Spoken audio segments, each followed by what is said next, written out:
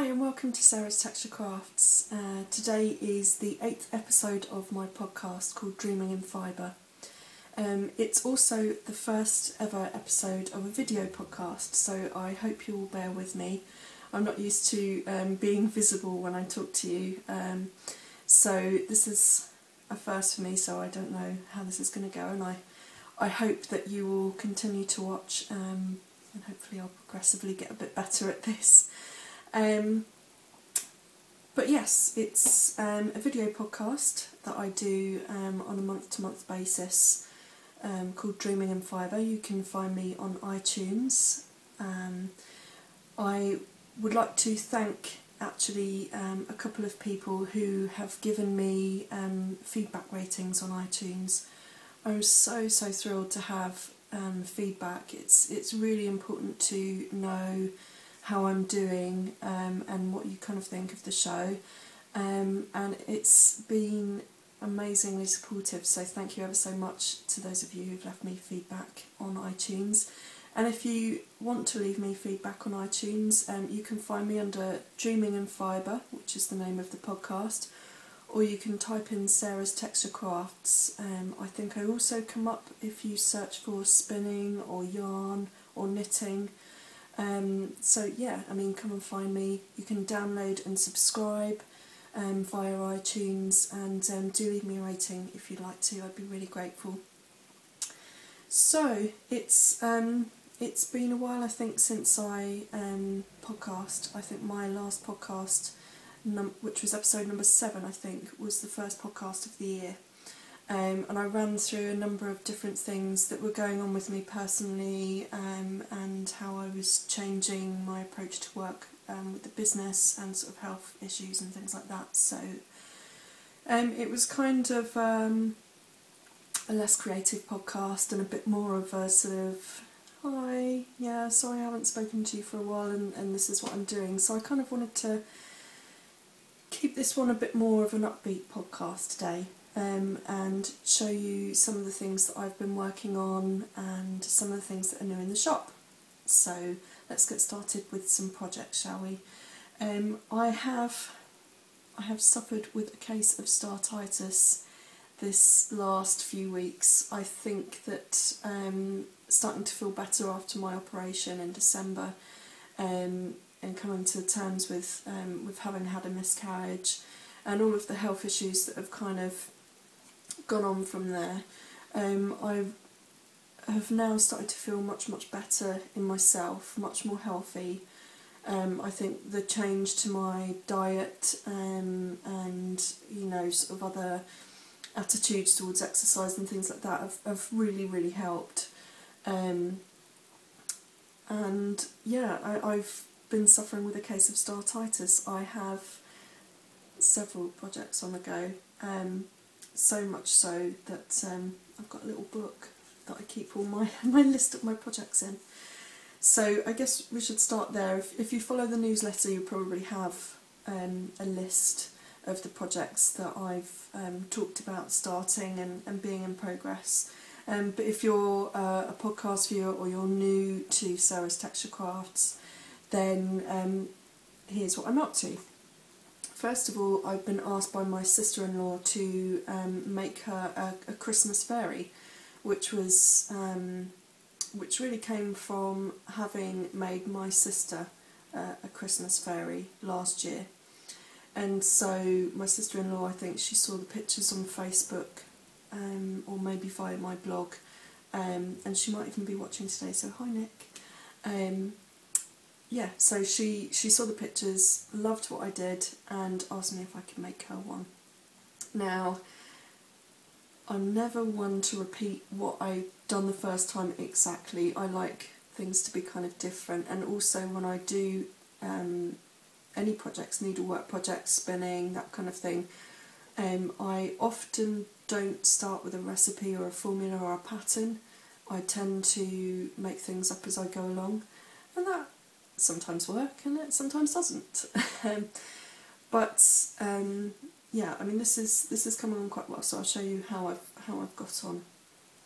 If you've been following the blog, you will have seen various stages of my needlework project, right from the pipe cleaner through to you know, various forms that I've added day by day. So this is she so far.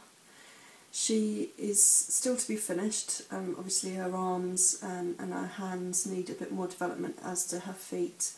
And probably I need to address some areas on her hair still, facial features, tightening up, and other bits and pieces. But she's kind of a bit of an ethereal fairy, if you like. And she is made from 100% wool. I use my stronger pipe cleaners, which you can find in the shop at www.sarastexturecrafts.com. They will be under the felt making and spinning shop. Yeah, I always use those as my sort of skeletal structure, if you like, and then I build on top of that with just wool. I don't use core bases that are preformed. I know that you can buy preformed felt balls for the head and for the body and for certain apertures, but to me that kind of defeats the point of what you're trying to create in terms of needle felting, and it just doesn't really work for what I want to produce. So yes, I just start with pipe cleaners. I then used my New Zealand Corridale that you can also find in the shop to create a base and to give me the flesh colour. I've used merino for the eyes and the features so far. I hope you can see that. I hope that doesn't go too far out of focus as I pop her up towards the camera.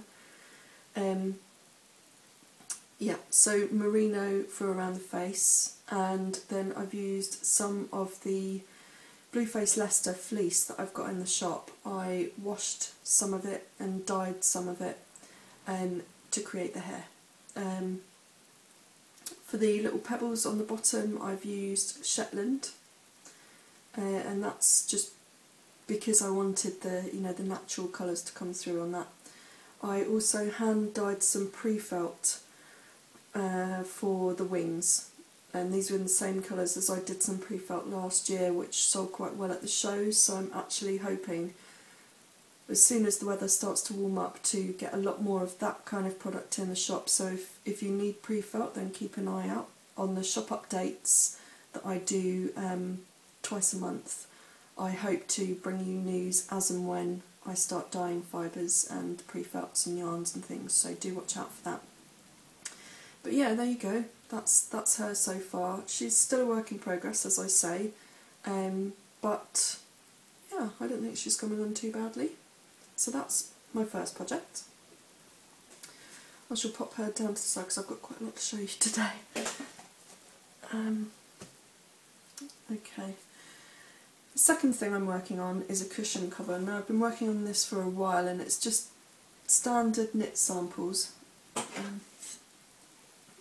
And they're kind of different stitch techniques, and I've used different coloured natural fibres. Again, these are yarns that you can buy in the shop, and it's a massive cushion cover.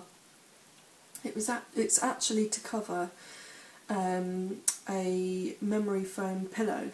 I found that it's too hard to sleep on in bed at night, so I thought it might be quite comfortable to support me whilst I'm spinning, just to prop up against my back between the chair and my back for extra support. So that's what I'm knitting it for. As you can see, it's quite big and I've got various stitches.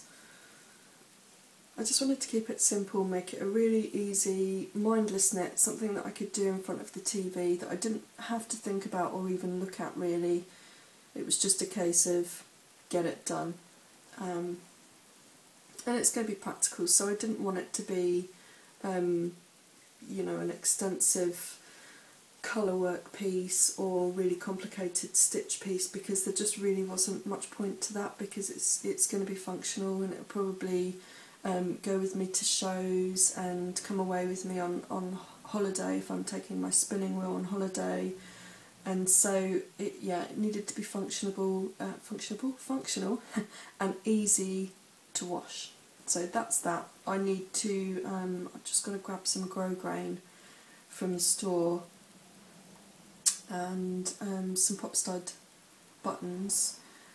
And then I think that's pretty much done. So that's that. What else have I got? I'm working on a secret project, and that's needle felted as well. I've done a little bit to it so far, and I can't really show you anymore because I know for a fact that the person who I'm gifting that to is watching. So I can't really tell you too much, but hopefully at some point soon I will be able to show you the finished item, because what I hope to do is show them a gift, give it to them, and then ask to borrow it back so that I can do a podcast. So I'll let you know how that goes, and I shall update you. The next thing I had in my mind that I wanted to weave something. Just before Christmas I finished my first weave on my 4-shaft Ashford loom, and it worked out lovely, but since Christmas I had to take my loom down to make way for the Christmas tree and extra chairs and stuff for people who are coming to visit and things like that. And so since then it's been put back up, and of course it's looking a bit lonely because it's got nothing on it. So I keep looking at it and thinking, oh, I really must start something. So I've got some ideas in my head. I've picked out a weave, and I have picked out a yarn for the warp. And I'm hoping to have enough of my own hand-dyed yarns, which you can find in the shop, to be able to create the weft. I'm still working on it. I wanted it to be an easy warp design so that I wouldn't get too complicated while I was warping up, but then have hopefully something nice and complicated created by the weft picks. So I will tell you a bit more about that once I'm a bit more set up. I need to really do the maths behind that and a bit more of the calculation and things. So that's that one. The next one is I really want to start to learn a bit more about creating art yarns, and so I got a new book and you've probably seen it on Amazon already. It's called Spinning Art, Mastering the Craft of Spinning Textured Yarn by JC Boggs, and it's quite nice. I defy anyone not to add it to their Amazon wishlist. It's got loads of stuff in it.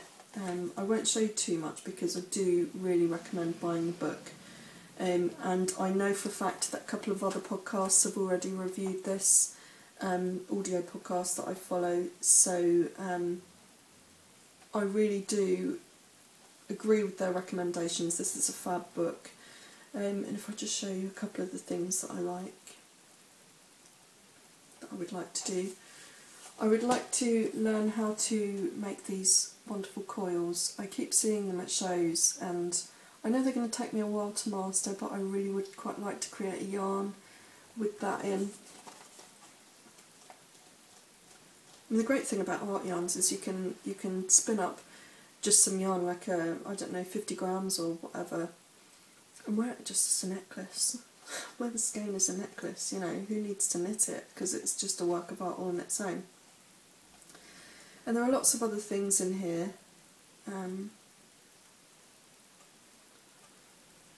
She does core spinning, and then she does auto wrapping. And this I think it's towards the back of the book, and I think it's a bit of a mixture of different techniques.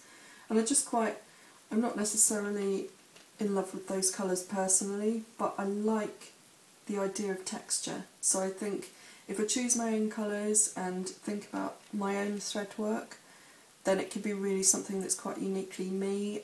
And I think that's what's great, again, about this book and about being able to learn and understand the different techniques behind art yarns, because it means that you can make something that's uniquely you. So I haven't fully read the book yet, and also, this is brilliant as well, comes with a DVD. So it means that we can all actually watch the different techniques as well. not just read about them. And sometimes I find that actually watching someone doing something is a much better way of taking in a new technique and mastering it.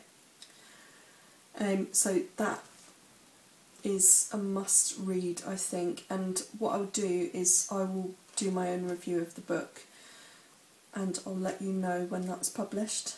But yes, so I would like to spin up some new and varied art yarns for myself, and then maybe make something for me to wear at the shows, just because I think sometimes it's quite nice at shows to be able to show some of the things that you've done, whether it's something that you are saying that, hey, you can reproduce this yourself using my product, or whether it's a way of just showing that I have a flair of creativity within the field that I'm working on.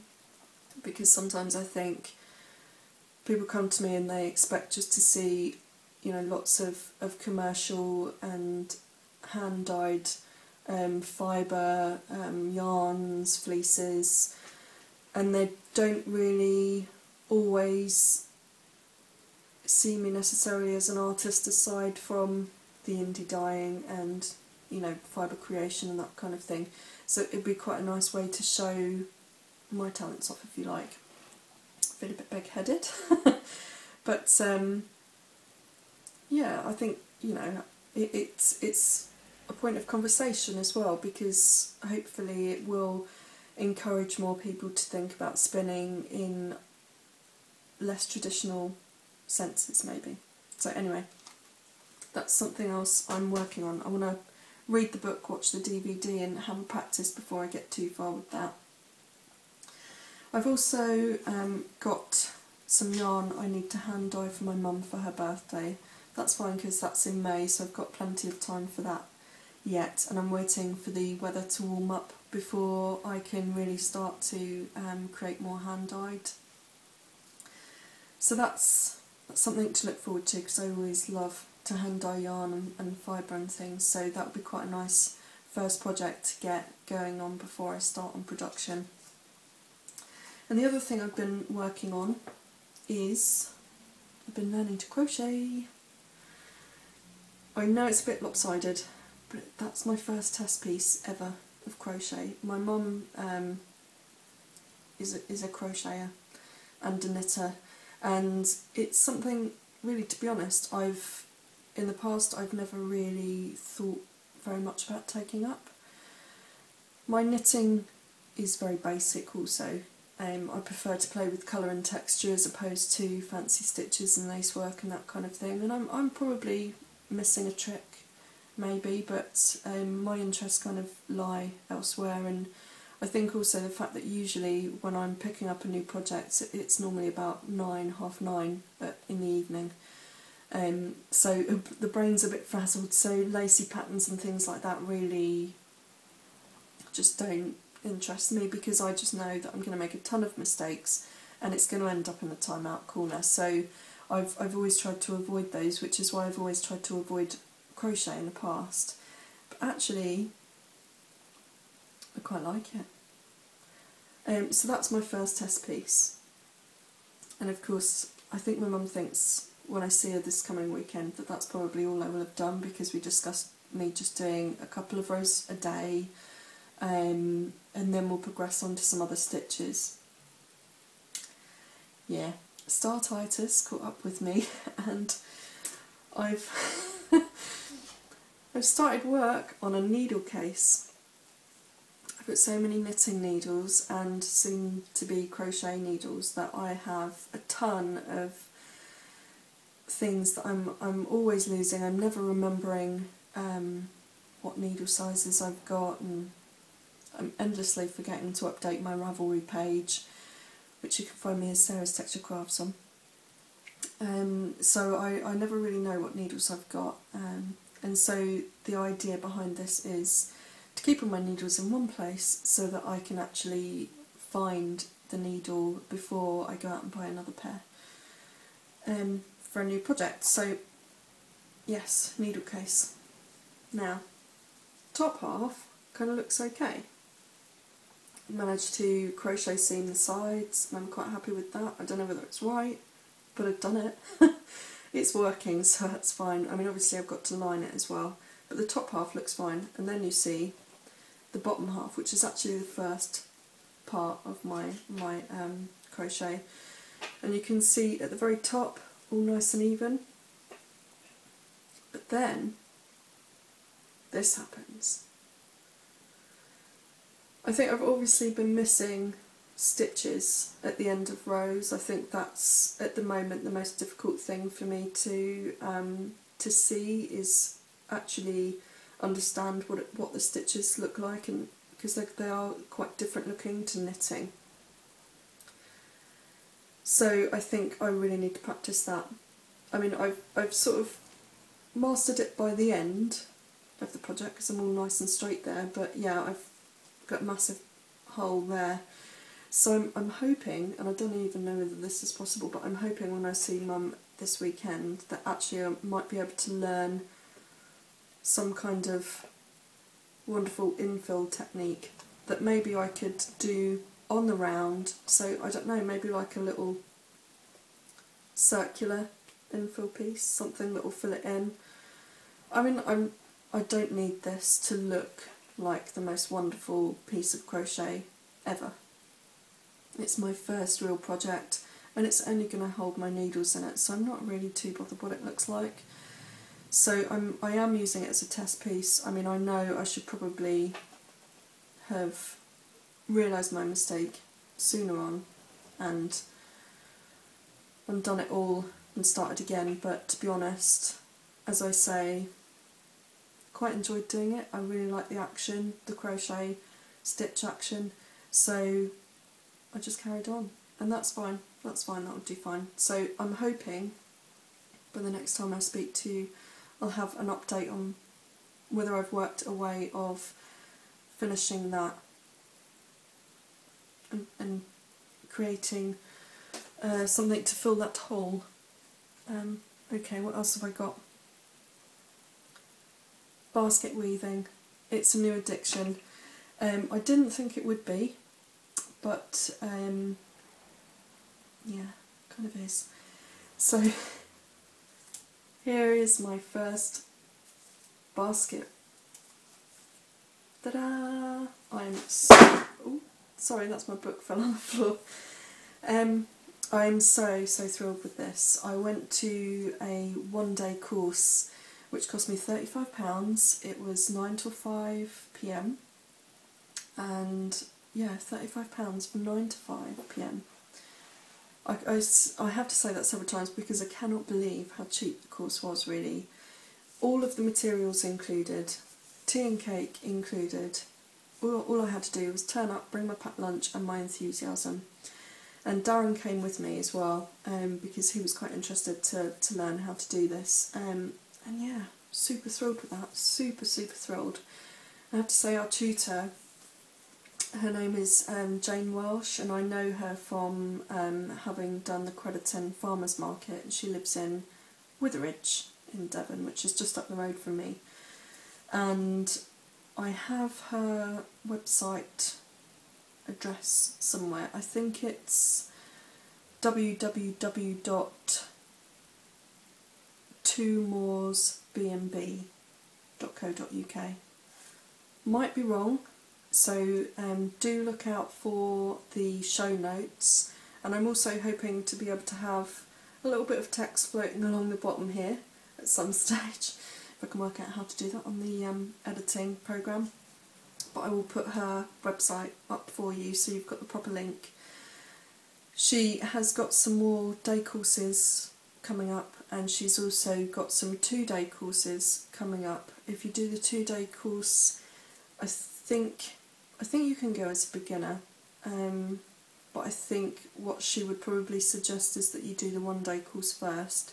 Create something like this using different coloured willows and using some basic basket weaving techniques, and then the 2-day course will be for making bigger items like log baskets and that kind of thing. Yeah, I really enjoyed it, and I have to say Darren did too, and I'll show you his. And we were working at several points in different rooms, so it amazes me how actually our tastes are so similar that we end up with very almost identical baskets, when for quite a lot of the time during the day we were in completely separate rooms, particularly when we were selecting the willow that we wanted to work with. So that was quite funny that we ended up with almost matching baskets. Ever so slight differences. I'm sure Darren will tell you his is much better than mine. But yeah, quite close. I mean, we both did quite well, I think. Mistakes far and few between. And Jane was really pleased because these were baskets. I think she said that they were some of the best baskets that she's had on the course for a long time. So yeah, really chuffed with that. I might go back and do the 2-day course. I'm not sure yet. We'll see how money goes. I think it's only £70 for the 2-day course. I know that sounds like a lot, and it is a lot. But actually, when you think that you're doing 2 days back to back, 9 till 5 p.m, you are in a small group of about 5 or 6 people. So it's pretty much undivided attention. And you know, you have a choice of 3 different colour willows to work with, and you can work on projects that are unique to you as well. She wants you immediately to start thinking about the sort of things that you want to create. And I think that is really good value for money. I think, you know, possibly in a way she's undercharging. So do take a look at her website, honestly, and book up if you're in the area and can afford it, because I think it's definitely worth doing. There are a couple of other projects that I've completed. One is a cowl for Darren. He is endlessly complaining that he's too cold. And I knitted him a scarf last year, which has been worn to death, I think. So this year I said, well, I'll make you a cowl. It will be just a simple little something you can throw on, because he was adamant that he didn't want lacy, frilly, girly stuff. So I deliberately chose simple stitching, but a nice handful yarn, something that he wouldn't mind wearing to work as well as wearing out at the weekends. So that's that. It's actually one of the Manos de Uruguay yarns that I carry in the shop. It's Wool Classica. It's colour Neptune, which is colour number 7073.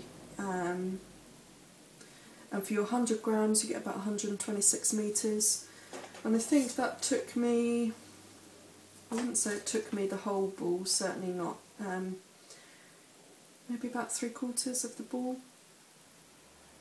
Maybe a bit less. But yeah, that's it's a little bit damp because I washed it, because sometimes you get a slight dye smell from the Manos de Uruguay range. So I've just washed that in a little bit of woolite, and I'm waiting for that to dry before I hand it over. He of course is desperate now to wear it. Good, I say, because it didn't take me too long. It was like a couple of hours knitting in front of the TV, but it's quite nice to be appreciated. So that's that. And then the final thing that I finished knitting was a cowl for me. It's a bit more of a snood actually, and I'm hoping to write up the pattern for my Ravelry page and also for download on the website. And it's using one of my hand-dyed yarns.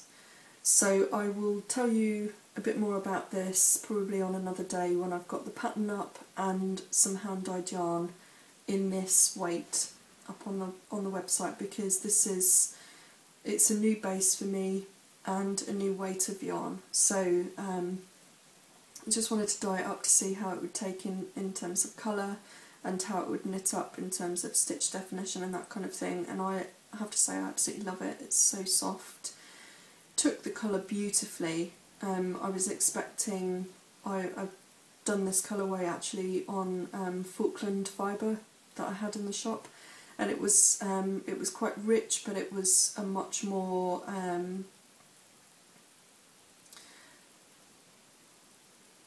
a much more sort of muted, rich mix of colour than it is actually on this yarn. Off the top of my head I can't remember what yarn it is. I think it might be Blueface Leicester, and I think Blueface Leicester tends to take the colour a little bit better. So I'm really quite pleased with that, and as I say, I'm hoping there'll be a pattern, but there will certainly be yarn available in store for that at some point. Got to take some pictures and get dyeing, but yeah, I'll get back to that. So that's it really for projects that I've been working on. So I also wanted to show you some of the things that I added to the shop in the last update, and it's all yarn. I kind of figured this time of year probably what most of us are doing are thinking about knitting stuff. It's cold, hence the gloves and the cowl, and it's just quite nice to get a bit of wool in your life really at this time of year. So yeah, I've been working mostly on updating the website with yarn. So hand spuns, I've got some beautiful Shetlands, lots of different varied colour. I tend to do thick and thin singles, which are great for knitting cowls and other accessory projects. They do tend to fluff off a bit, singles do, so I wouldn't recommend them for knitting a sweater or anything like that, but certainly for accessories there are some really nice accessories that you can make with these, and of course Shetland wool is so warming as well that it's just perfect for this time of year. So we've got a couple of colourways there. That's Sorbet, which has come up lovely. That one is Rock Pool. That's a mixture of turquoise, blue and browns muted down with a bit of white. That's turned out nice. Also River. This is turquoise and slight greeny mixes against blue and white, and that knits up lovely. And then finally this is Gemstone. I've got a couple of different sort of pinky purpley mixes. If you like this sort of colourway, then you probably like Heather's as well, which is also in the shop. Yeah, so take a look at those.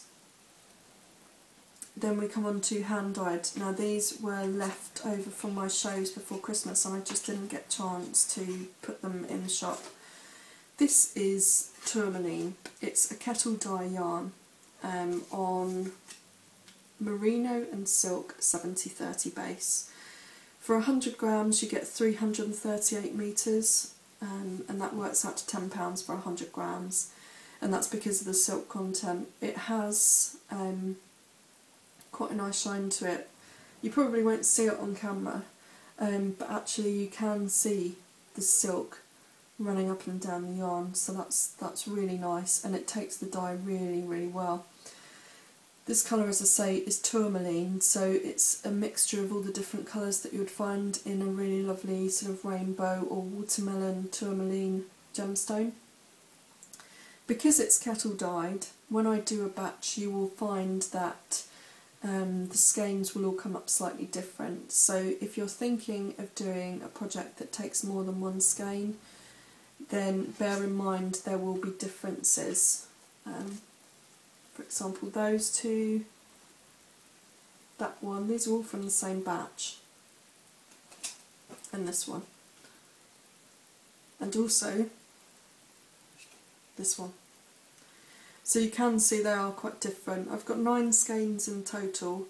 I'm not expecting anyone to come and buy 5 at a time because they are all quite different, but if you do want, say, 2 skeins, let me know, either contact me before you buy to see if I've got 2 that will match up quite well, or buy 2 and add a note at the checkout.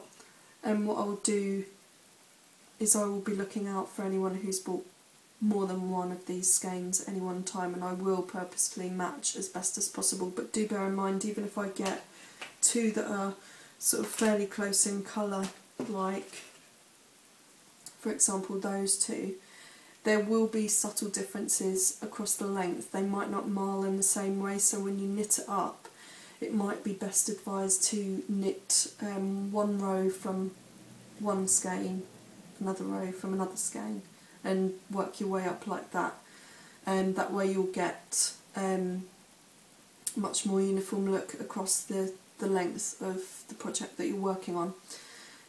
But it's a really lovely colour and it knits up really, really lovely. I actually took some of the skeins from stock in a different colourway, in colourway Bohemia, which sold out at the shows last year, so I'm still to re-dye that for the shop. And I bought some of that for myself, for my birthday present. And actually my mum ended up buying it off me because she loved it so much that she wanted to make me a garment out of that, and I will show you that at some stage. I'll wear it at some stage. And it just knits up lovely, and it's so warm and cuddly and soft. You just want to hold the skein in your hand and squish it. So yes, that's in the shop. It's currently, as of today, which I think is the 8th of February, if I'm off the top of my head getting that right. I have that featured on the front page of the website. So do come along to www.sarastexturecrafts.com and you can find that as the featured item. It's lovely, come and grab it. What else do I have to tell you? Oh, I've been spinning. Production is probably what I should talk about. As I say, at this time of the year I don't really get the opportunity to dye that much, just purely because it's just too cold and damp to get stuff dyed and dried within what I feel is a good amount of time. I don't really want things hanging around because the longer that things stay damp for, the more likely they are to smell, and certainly if I'm dyeing silk and things like that, they can rot quite quickly, so you really want them to dry out in a small amount of time as possible. So that means I can't hand dye anything, which is a real pain for me because, you know, during the week I'm in the dye room once, twice, 3 times a week maybe if I can. Certainly during busier times on the lead up to shows. So it kind of leaves me stuck for things to do at this time of year. So I have in my head lots of new things that I want to do. I want to card a whole new range of striped and haze bats for the shop, but also I want to spin up some new yarns with some new project ideas in mind. So you might be able to see behind me, and I'll just sort of duck out the way, some of the yarns that I've got setting. I worked on those yesterday, it was, and I've got about 8 or 9 different yarns going, and they will either end up as skeins to be sold in their own right or to be cut up and used in other different products, and these are all going to be new products for the shop, which I will introduce to you as and when they go up on the website. So that's it for shop update and production. I think the only thing I've got left to tell you really is about my next shop update, which is due onto the shop on the 17th of March. Not the 17th of March, 17th of February. And what do I have for you? I'm going to have some new weaving items in stock. Any of you who are a regular to the website will know that I'm an Ashford dealer, so I sell all of their spinning wheels, carders, that kind of thing.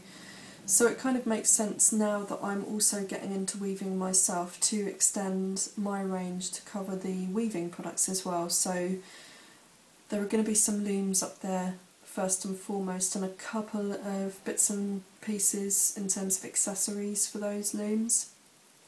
So that's worth checking out. Also, I am hopefully going to get a couple of patterns written up. That may or may not happen.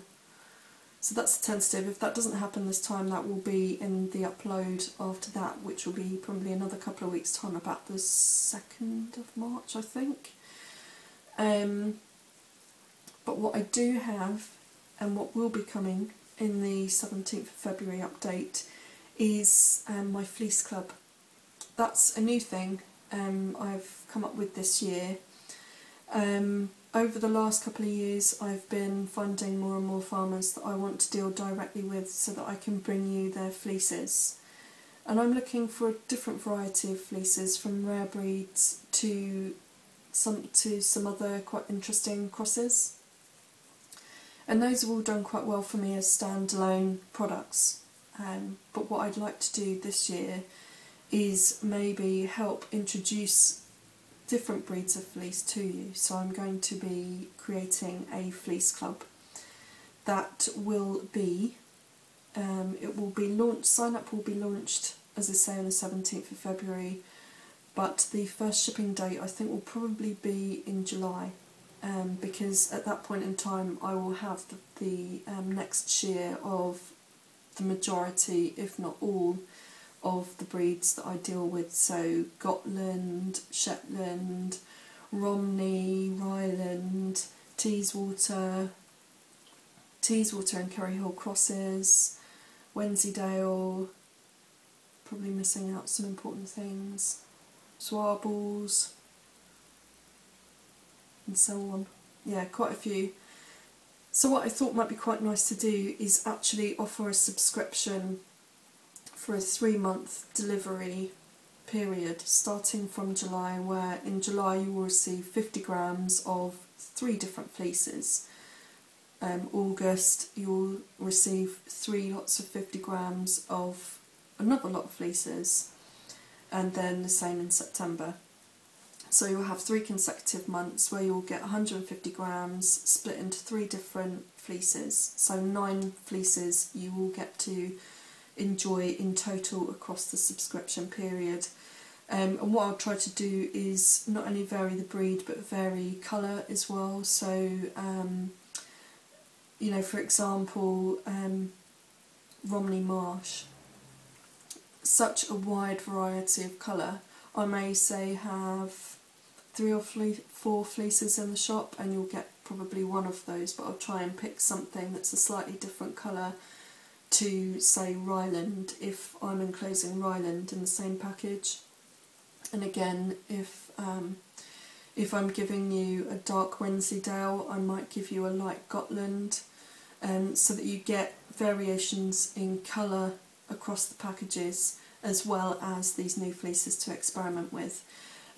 All of the fleeces will be unwashed, so what I will do is I will include some instructions on washing for with the idea of you developing the fleece on and processing it for spinning.